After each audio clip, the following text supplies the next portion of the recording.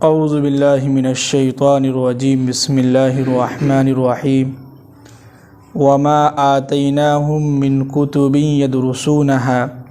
وما ارسلنا الیہم قبلک من نذیر۔ پچھلی آیت میں بات چل رہی تھی کہ اللہ کے نبی صلی اللہ علیہ وسلم کو کفار و مشرکین جو ہے برا بھلا کہہ رہے تھے اور ان کے اوپر جو ہے غلط باتیں الزام لگا رہے تھے۔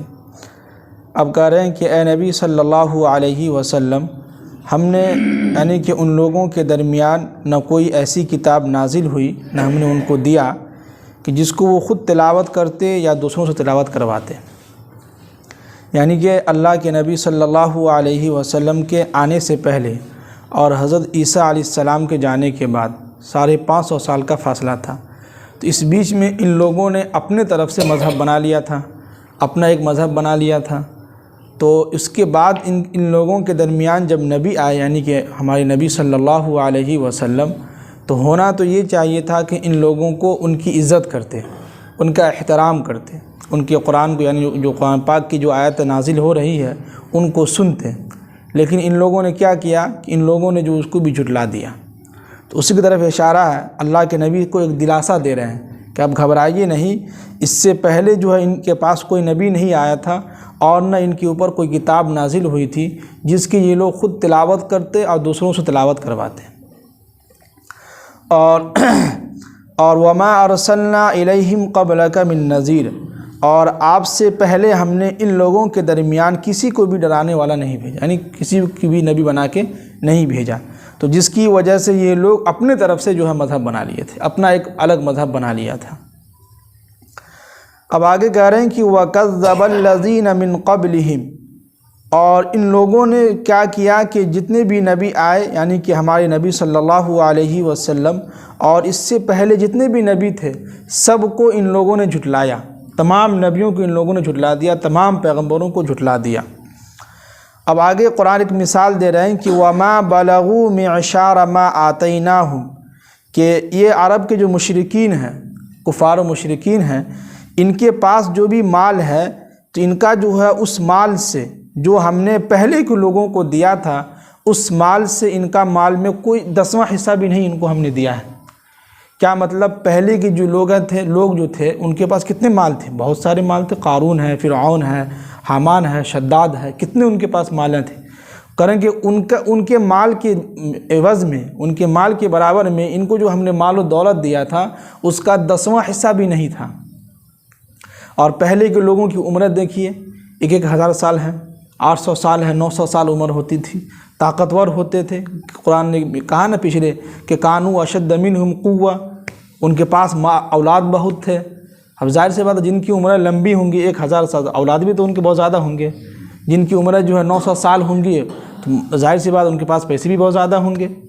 تو اس کی طرف اشارہ کر رہے ہیں کہ ان سے پہلے جتنے بھی لوگ تھے ان کو جو ہم نے مال دیا تھا ان مال کے برابر میں ان لوگوں کو ہم نے 10واں حصہ بھی نہیں دیا تھا، پھر بھی تکبر کر رہے ہیں، گھمنڈ کر رہے ہیں۔ اور عمر کتنی ہے؟ 70 سال 80 سال، وہ بھی کوئی ضروری نہیں ہے کہ 70 سال میں ہی انتقال ہو، یہاں تو 10-15 سال کا نوجوان بھی انتقال ہو جا رہا ہے، تو کوئی فکس گارنٹی نہیں ہے۔ پھر بھی یہ لوگ کیا کر رہے تھے؟ گھمنڈ کر رہے تھے، تکبر کر رہے تھے۔ اب آگے کہہ رہے ہیں کہ فَكَذَّبُوا رُسُلِي، تو ان لوگوں نے کیا کیا؟ میرے رسول کو، میرے پیغمبر کو ان لوگوں نے جھٹلا دیا۔ تو ان کا انجام کیا ہوا کہ فَكَيْفَ كَانَ نَكِيرٌ، تو دیکھو کیسا ان کے ساتھ ہم نے سختی سے ان کے اوپر سخت عذاب بھیجا۔ تو آپ پیچھے کے قوموں کا دیکھیے، فرعون کو اللہ نے کہاں غرق کر دیا، قارون کو دیکھیے کتنا مال تھا ان کو اللہ نے زمین میں دھنسا دیا، اور قوم لوط کے لوگوں کو دیکھیے اللہ نے ان کے اوپر عذاب لایا، زلزلہ آیا، سب دھنس گئے، مر گئے۔ تو اللہ نے کیسے ان لوگوں کو سخت عذاب میں جو ہے پھنسا دیا۔ اب کہہ رہے ہیں کہ اے نبی صلی اللہ علیہ وسلم قل انما اعظکم بواحدہ، کہ آپ ان لوگوں سے کہیے کہ میں تمہارے سامنے صرف ایک بات کی نصیحت کرتا ہوں۔ اب اللہ تعالیٰ سمجھیے کہ اللہ کے نبی صلی اللہ علیہ وسلم کے ذریعے سے تمام لوگوں کو ایک نصیحت کر رہے ہیں، ایک بات بتلا رہے ہیں کہ انما اعظکم بواحدہ، میں تم کو صرف ایک نصیحت کرتا ہوں کہ ان تقوموا للہ، تم سب کے سب اللہ کے مقابلے میں یعنی اللہ کے لیے اٹھو۔ یہاں پہ اٹھنے کا مطلب یہ ہے کہ چست ہو جاؤ اور مثنا دو دو کر کے، و فرادا یا تم اکیلے اکیلے کر کے، ثم تتفکروا آرام سے بیٹھ کے سوچو۔ کیا ہے؟ ایک مثال دے کے سمجھا رہے ہیں کہ تم جو ہے کام کرو کہ تھوڑا چستی میں آؤ، ذرا اٹھو، اور ہو سکے تو تمام لوگ 10 لوگ مل کے بیٹھ کے ایک جگہ بیٹھو، یا اکیلے میں بیٹھ کے سوچو کہ ما بصاحبکم من جنہ، یہ جو تمہارے ساتھی محمد صلی اللہ علیہ وسلم ہیں، کیا واقعی میں یہ جنون ہے یا پاگل ہو چکے ہیں یا کیا ہے نہیں ہے، ذرا بیٹھ کے سوچو گے۔ کتنی اچھی بات بتلا رہے ہیں، اتنی نرمی سے سمجھا رہے ہیں کہ آپ ان لوگوں سے کہیے ٹھیک ہے اگر ہم سمجھے کوئی جنون ہے، مجنون ہیں، پاگل ہیں، ہم جو ایسے ہی جو بات کہہ دیتے ہیں تو ٹھیک ہے، ایک کام کرو کہ تم سب کے سب جو ہے ایک جماعت بناؤ، یا 10 لوگ ایک جگہ بیٹھ کے مل کے اور سوچو کہ کیا محمد جو ہے جو باتیں لے کے آ رہا ہے، اور قرآن پاک کی جو تلاوت ہمارے سامنے کر رہا ہے، جو دین وہ لے کے آیا ہے، کیا واقعی میں یہ دین سچا ہے یا جھوٹا ہے؟ تم ذرا بیٹھ کے سوچو گے ذرا۔ اب آگے کہہ رہے ہیں کہ ان ہوا الا نذیر لکم، حالانکہ یہ ہے کہ یہ تم لوگوں کو ایک ہی سمجھیے کہ بین یدی عذاب شدید، حالانکہ یہ ہے کہ تم لوگوں کو یہ نبی محمد صلی اللہ علیہ وسلم جو ہیں بہت ہی دردناک عذاب سے تم لوگوں کو بچا رہے ہیں، ڈرا رہے ہیں۔ جی تو یہ جو سمجھیے کہ قرآن و حدیث کی باتیں، یہ جو ہمارے نبی صلی اللہ علیہ وسلم اور حدیث کی جو باتیں ہوتی ہیں، پیغمبر کے آنے کا مقصد ہی یہی تھا کہ ہم لوگوں کو کیا ہے سمجھیے کہ ایک دردناک عذاب سے بچانا، امت کو کیا کرنا تھا؟ بچانا تھا۔ تو اللہ کہہ رہے ہیں کہ تم جو ہے بیٹھ کے سوچو، سوچنے کے بعد ذرا غور و فکر کرو گے کہ اگر کوئی شخص یعنی کہ اللہ کا کلام، اب دیکھیے کہ اللہ کے نبی صلی اللہ علیہ وسلم تو ان پڑھ تھے، امی تھے،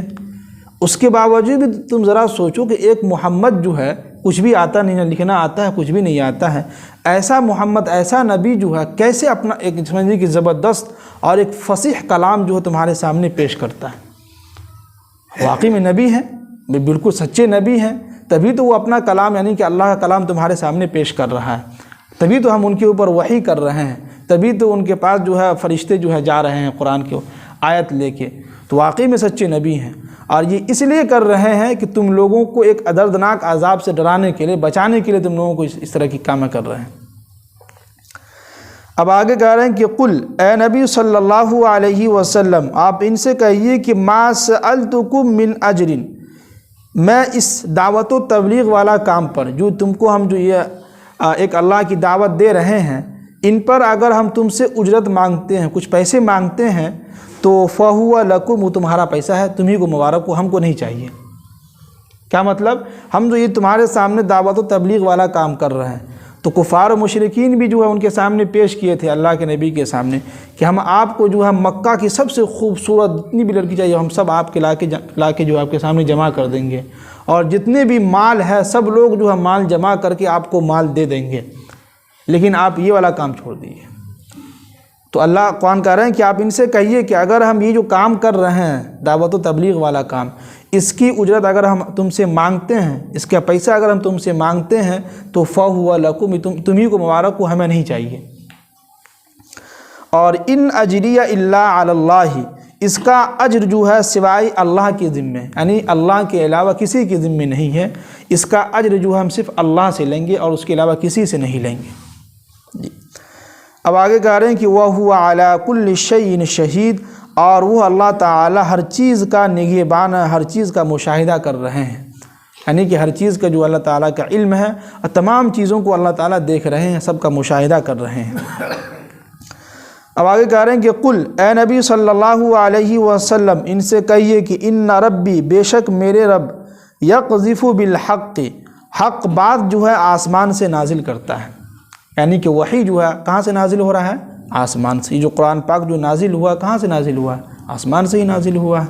تو اس کی طرف اشارہ کر رہے ہیں کہ اے نبی صلی اللہ علیہ وسلم، جو لوگ بھی آپ کے اوپر یہ الزام لگا رہے ہیں کہ محمد جو ہے اپنے طرف سے کلام پیش کرتا ہے، اپنے من گھڑت جو ہے کہانی بنا دیتا ہے، قرآن جو اپنی طرف سے جو بنا لیا ہے، تو آپ ان سے کہیے کہ ان ربی، میرا رب جو ہے، یقذف بالحق، حق بات جو ہے یہ کلام جو ہے اوپر سے نازل کر رہے ہیں۔ یقذف کے معنی آتے ہیں پھینکنا، تو اللہ تعالیٰ کیا کر رہے ہیں؟ اوپر سے جو ہے وحی ہمارے اوپر نازل کر رہے ہیں اور حق بات جو ہے فرما رہے ہیں۔ تو علام الغیوب، تو اللہ تعالیٰ تمام چیزوں کا جاننے والا ہے، یعنی غیب کی باتوں کو کیا ہے؟ جانتے رہتے ہیں، تمام چیزوں کی جو ہے خبر رکھتے ہیں۔ اللہ تعالیٰ ہم سب کو عمل کی توفیق